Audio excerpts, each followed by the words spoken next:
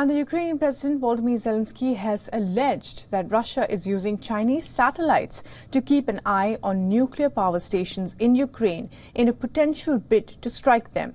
Now, in an interview, Zelensky said, "The recent information is that Russia has been using Chinese satellites and taking photos of the details of the objects on nuclear facilities.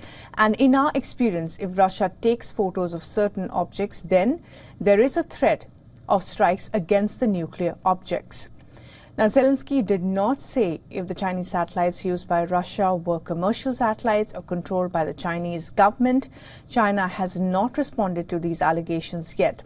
However, if confirmed, it will be another example of Russia turning to China for assistance in this war. The Russia-Ukraine war has shown that satellites are key enablers of modern warfare. In the current battles, both sides are using satellites for surveillance, communication, as well as navigation.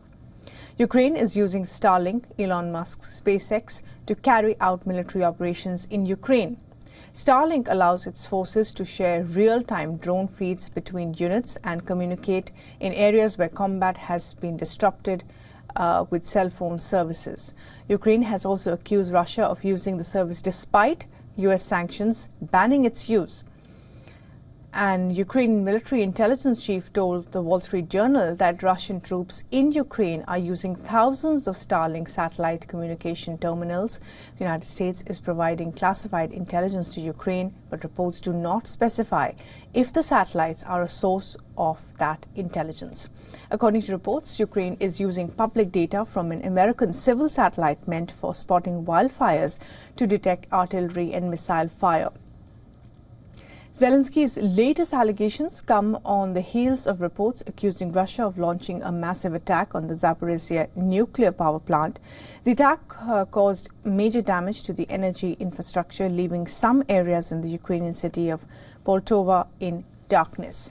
Now, echoing similar concerns, the U.S. Deputy Secretary of State Kurt Campbell said China is providing direct assistance to Russia, and this collaboration between Moscow and Beijing is worrisome. Before Russia's invasion in 2022, Ukraine was operating 4 nuclear power stations. The Zaporizhzhia nuclear power plant has been under Russian occupation since the first months of the invasion. But the other 3 remaining plants are supplying Ukraine with power.